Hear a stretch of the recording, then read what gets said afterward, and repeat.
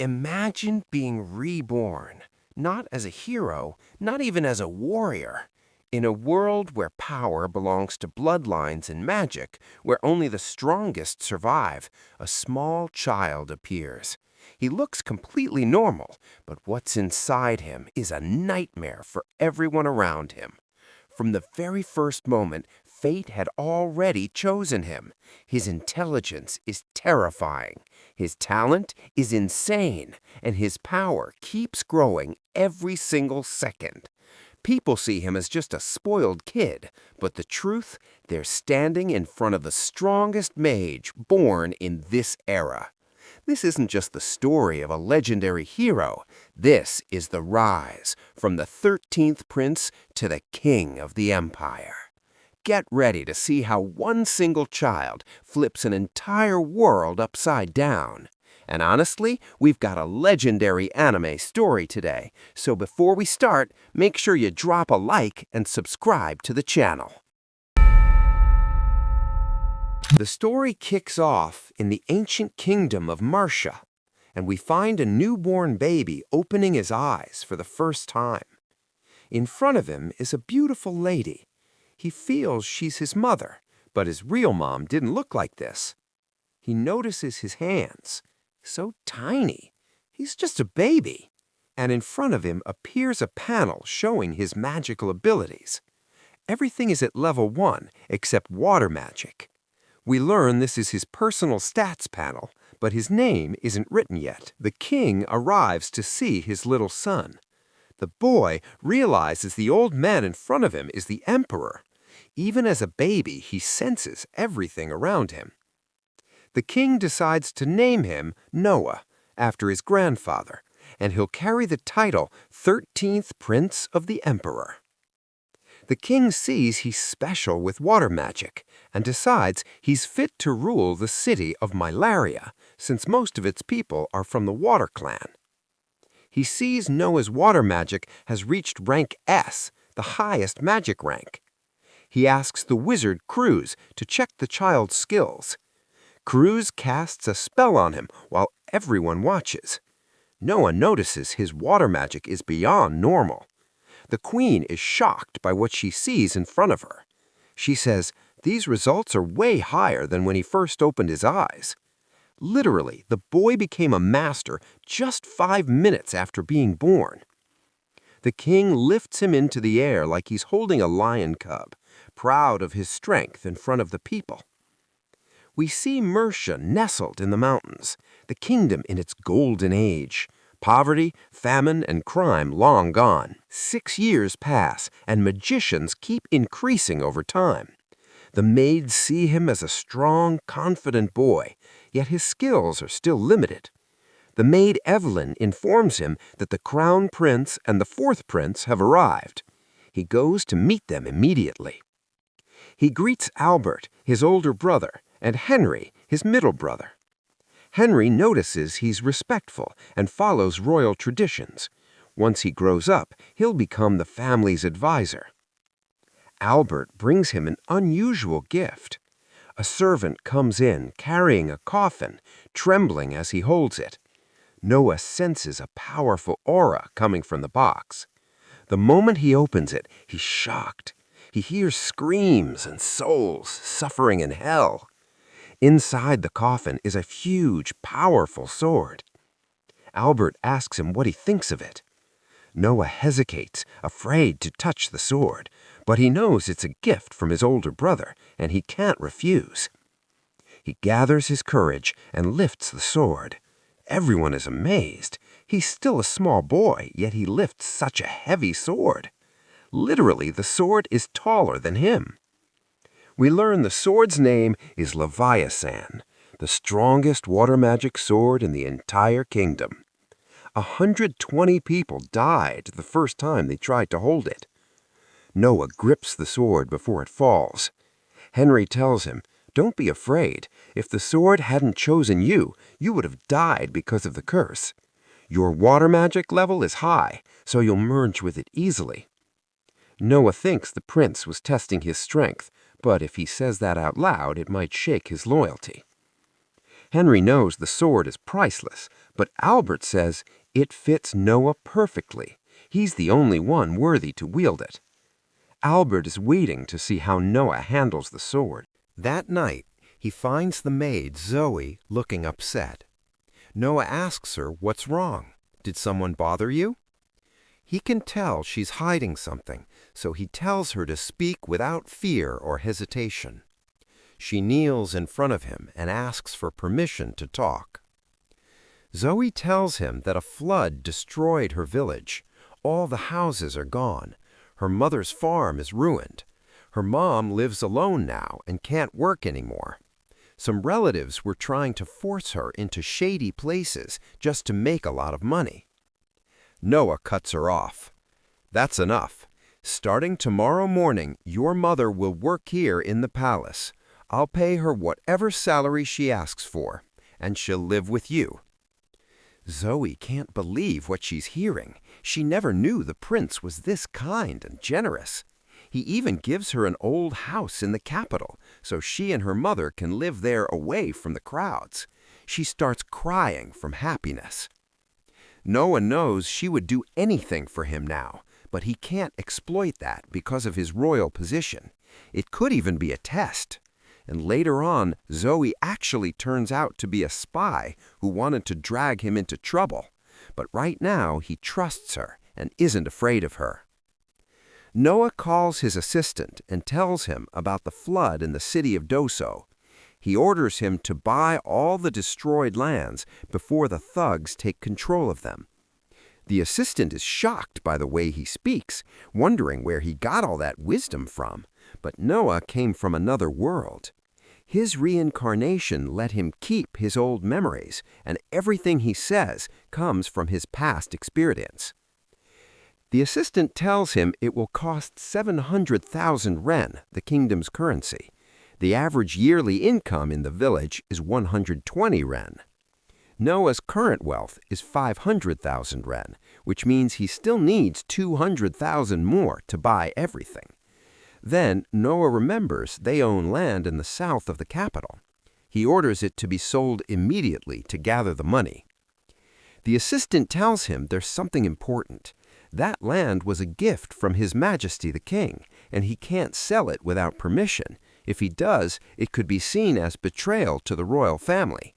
Noah says he'll bear the king's anger. He has no other choice. Zoe also tries to stop him, but Noah tells her that a king must make sacrifices for his people. That's how peace is achieved in the kingdom.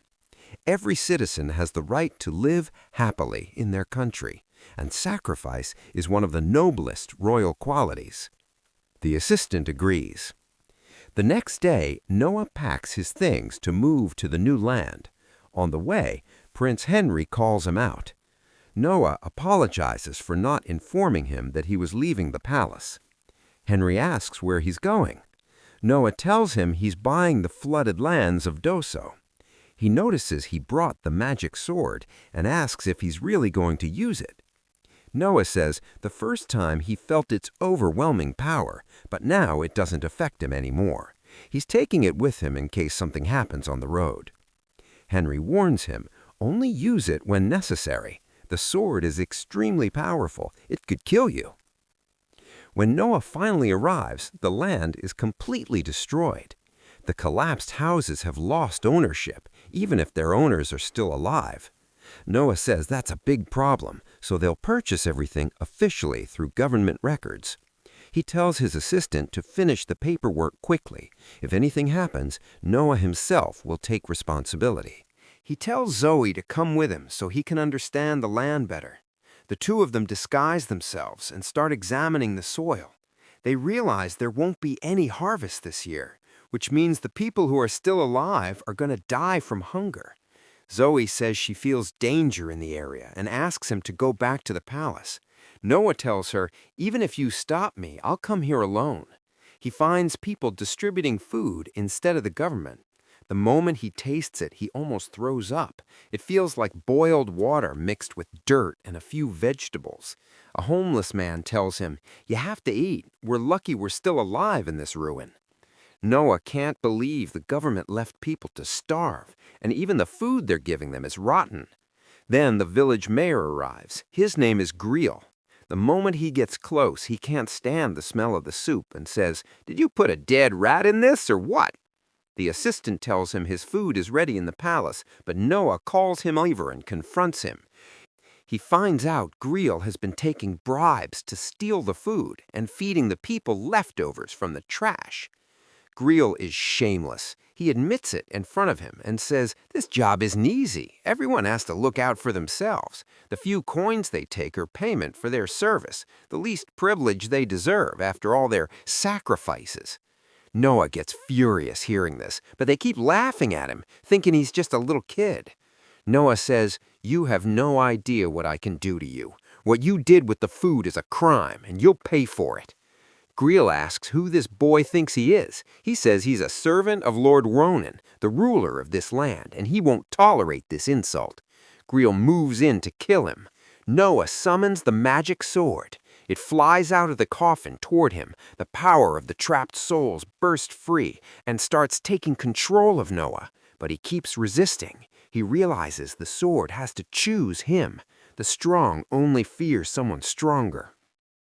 Suddenly, Noah takes control of the sword and instantly cuts off Greel's head. Everyone is shocked. No one can believe what just happened. When they try to get close, Noah explodes the ground in front of them. A massive crater forms. It's clear the sword's power is not normal. Then Commander Ronan arrives, the ruler of the land. He's shocked to see Prince Noah there. He kneels immediately and apologizes, saying he didn't know the prince was visiting today. He explains he was recently assigned to protect these lands and that he's the seventh guardian of Prince Henry. Everyone realizes Noah is the emperor's son. They all kneel. Noah explains that someone appointed those farmers, took bribes, and made them steal resources and sell them. He already punished Greel because he was the mastermind. Now the others must be punished too for participating in the crime. He orders Ronan to imprison them so they become an example and to resume proper food distribution to the villagers, with vegetables and meat included. The people cheer and shout the prince's name. The news reaches Prince Albert, and he learns Ronan failed his mission. Another report reaches the king. Noah sold the land he was gifted and bought Doso instead. Noah sits silently waiting for punishment, but he's shocked when the king smiles. The king says his decision was extremely beneficial to the kingdom. It prevented bandits from taking control of the village, since they only appeared during floods. Otherwise, the army would have had to reclaim the land by force. Noah basically prevented a civil war that would have killed many people. The king is surprised and asks how he knew about this. Noah says he found out by coincidence from his maid and had to act quickly to save the villagers. The king says fate was on his side, and it even allowed him to control the magic sword. It's been a long time since he's seen that kind of power. Cruz brings out the stats. Noah realizes the sword doubled his strength. The king sees his water magic is now SSS. Soon he might become the strongest mage in the kingdom's history. The king asks him to always support the kingdom with his magical power. After that, we see a girl on stage, everyone cheering for her. It's clear she's hiding a big secret. You'll find out what it is if you drop a like and subscribe to the channel. And we're back to the capital, Mercy. Beautiful streets, kind people everywhere. Prince Noah arrives at the plaza. He wants to see the singer everyone's been talking about. Zoe is with him. She's now his personal assistant. He takes her everywhere, especially after she helped him uncover the village of Doso. He started trusting her more, giving her more missions, and Noah knows that's important because his skills grow the more talented people he has around him. Then the girl appears on stage, singing. The moment he hears her voice, he's instantly impressed. He finds out her name is Alicia. People only started talking about her recently. Suddenly, bandits storm the place. The theater owner tries to stop them, but they push their way onto the stage to kidnap the beautiful girl. They demand she pay her father's debt, the one who ran away from them. They take all the money she has, too. But she tells them she can't pay that amount. The man threatens to kill her and her family, telling her to sell her body and work in their casino to pay off the debt. Everyone is scared. No one wants to step in. And here comes our boy Noah again. The man tells him, "What do you want? Go back to your mom and drink your milk." Noah calmly replies, "Article 67 of the Imperial Law, children are not obligated to repay their parents' debts. Forcing them is another crime, and you can't make her quit singing to work for you."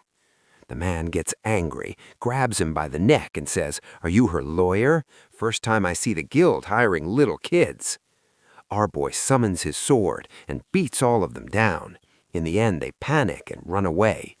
Noah introduces himself to the owner and tells him if they come back again, inform me immediately. The man is shocked when he realizes he's talking to the king himself. Noah goes personally to check on Alicia. He tells her honestly that her voice is beautiful. He learns she needs 25 coins a month to treat her mother. And our hero, super generous. He gives her 50 coins every month from his personal allowance. She'll keep singing here for her artistic future, and if she improves more, he'll increase the money again. Alicia is beyond happy. She can't believe it. Noah tells her, "All right, let's hear a new song." He heads back to the palace and finds Elfin at the reception. He learns that the thugs who attacked Alicia are at the gate, coming to apologize after finding out he's the king's son. Noah orders her to throw them out immediately, and next time they'd better book an appointment first. Prince Henry is at the palace and tells him, "Don't ever deal with dirty trash like that again. Keep your dignity in front of people." But Noah tells him he kicked him out for another reason. "Come inside, let's talk, and I'll explain everything." Henry finds out he saved the singer girl from them, and yeah, he had to do it so no one would bother her again. Henry smirks and says, "So you liked the girl's looks, or was it just her voice?" He's surprised Noah is thinking like this at his age. His other brothers the same age aren't even close. They're still learning how to read and write. And yeah, Noah has brothers from different mothers, 13 in total, and he's the youngest of them all. Then Henry brings up the magic sword. He knows Noah is strong and managed to control it. Noah tells him, "It's thanks to you. You told me about the sword's will." Henry's shocked. How can he control it when Henry himself is older and couldn't? Noah pulls the sword out. Henry asks, "Where did that come from?" Turns out Noah used a spell on it and can now control its size, and the sword itself taught him that move. Henry is stunned. That sword was locked in a box for over 200 years. The abilities Noah is showing aren't even recorded in the old archives. Henry's completely blown away by Noah's terrifying growth. Meanwhile, the thugs are still kneeling at the palace gate, waiting for Noah to come out so they can apologize. Their leader gets furious, starts yelling, "You've gotten arrogant and you're not even taller than 50 centimeters." Noah strikes him from a distance with the sword's power. The guy instantly passes out. Henry doesn't even realize what Noah just did. Noah explained he only used a tiny bit of the sword's power and directed the attack using his right eye. Henry can't believe how he made that guy submit so easily. Later, they head to Counselor Reddick's mansion. There's a celebration for his daughter's wedding. Everyone is waiting for Prince Noah to arrive. No one can believe the level of confidence and presence he carries. Reddick notices something tied to Noah's belt. In front of everyone, Noah says, "This is the magical water sword." Everyone is shocked. That sword was displayed in the kingdom's museum. Noah took it from Crown Prince Albert. People start whispering until one guy says, "That sword has to be fake." The moment Noah hears that, he gets pissed. He decides to show them the sword's true power. Black smoke fills the place. No one can see anything. The man drops to the ground, completely terrified. Everyone starts choking from the gas smell. Noah realizes the sword did all of that on its own because the man insulted its master. And honestly, Noah loves that kind of loyalty. He sits down and notices Byron and his daughter. He figures out she's adopted. Byron is shocked. How did you know? Noah explains Byron is older, looks noble, but Cindy doesn't look like him at all. She doesn't even resemble nobility. She looks like she's from common folk. Noah also knows she used to be his slave. Cindy is extremely nervous. Byron admits everything is true. He did buy Cindy as a servant, but after spending on her education and raising her properly, he decided to adopt her. Noah actually likes hearing stories like that. He asks Byron to visit him at the palace. Everyone there envies Byron for catching the prince's attention. But Noah is still suspicious of Cindy. He says there's a reason he knew she wasn't his real daughter. And we find out the sword detected something strange about her. She was the one protecting Byron when the sword released the gas. And the next day, the prince was walking down the street and ran into his brother Oscar, the 8th prince. Oscar was surprised that Noah was walking without a carriage. He said to him, "Come with me if you don't have anything important." Oscar had been out collecting treasures and antiques for his palace. He was heading to Coplet Market, the most famous antique market in the kingdom. Noah had never been there before. The market was full of artifacts from different civilizations, but Oscar knew many were fake or stolen. They'd preferred to look for the truly valuable pieces. Noah bought a book for 3 coins. Oscar sensed it was important. As soon as he saw it, he realized it was the legendary wizard Andreas' spellbook. The original copy was worth 1,000 coins, and Noah got it for just 3.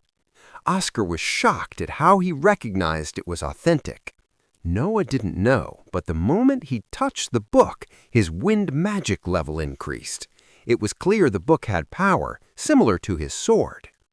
Suddenly, the sword moved on its own and tried to attack the book.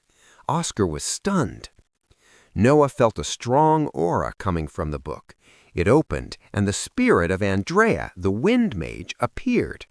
Oscar realized it was the forbidden version, the one where Andrea's spirit was trapped. Andrea told Noah to run before he was killed because his wind magic was incredibly strong. But Noah attacked with his sword, creating a massive water tornado. He defeated Andrea in a single strike. His wind magic reached a new level. Oscar was shocked at his power. Noah was careful not to hurt anyone nearby, controlling the tornado through the air. Oscar couldn't believe his reflexes. Suddenly, a man named Alan, the antique shop owner, appeared. He asked the prince to visit his shop after seeing his power. He had a gift ready, a strange-looking ring. He said it was extremely special, and its power only works for the person it chooses. Since he retrieved it from the vault, no one was willing to buy it. Alan was certain its true power would reveal itself with its master. Noah said it might be fake. Alan explained that he thought the same thing and tried to get rid of it several times, but it always returned to the shop on its own. There had to be something special about it. Oscar told Noah to try it. He had nothing to lose. The moment he wore it, a red light appeared, and a voice said, "Level confirmed." It acknowledged Noah as the new master of the ring, activating the legendary armor. Noah noticed something strange controlling his body.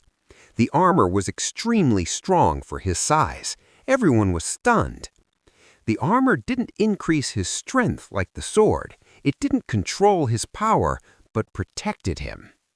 Noah told Alan he would buy the ring and send the payment later. Oscar paid and said, "Consider it a gift."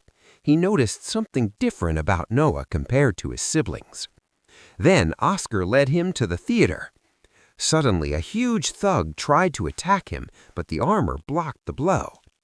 Noah told Oscar the armor reacted with the sword and activated on its own.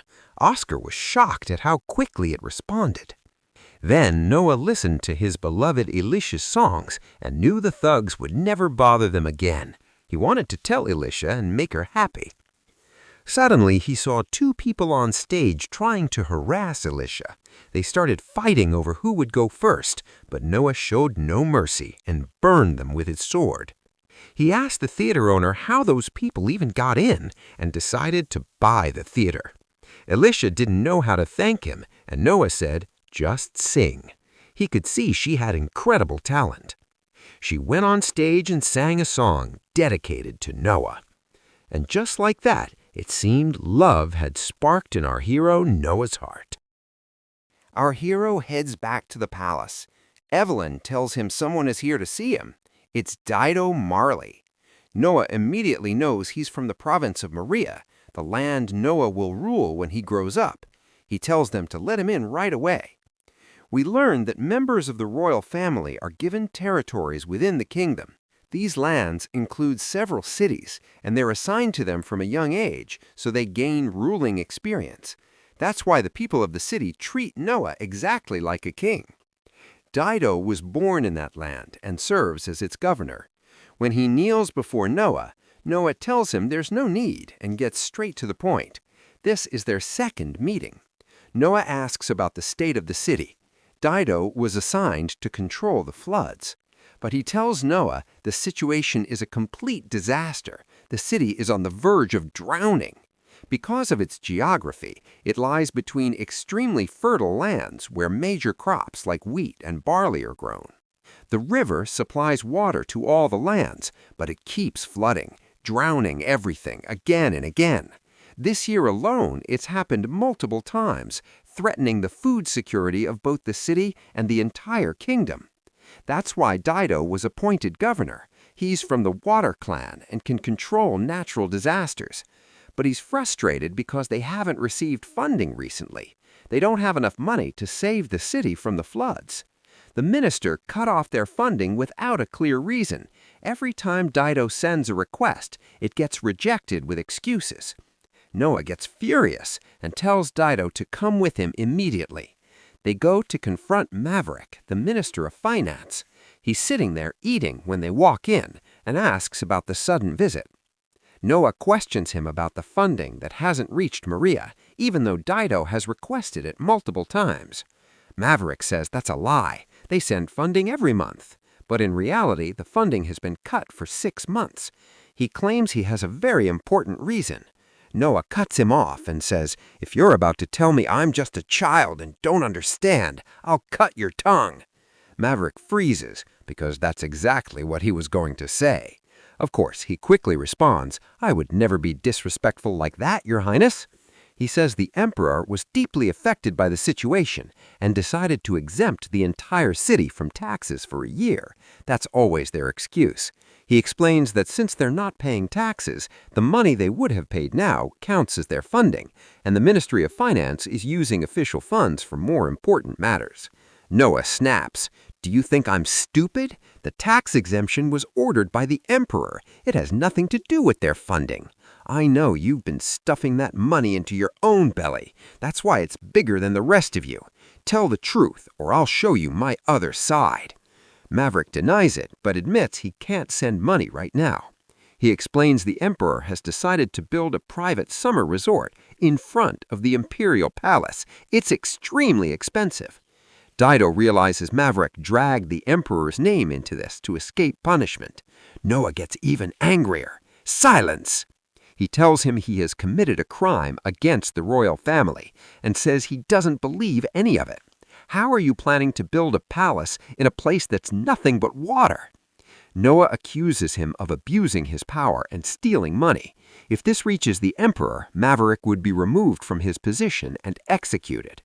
Maverick falls to his knees, begging Noah not to tell the emperor.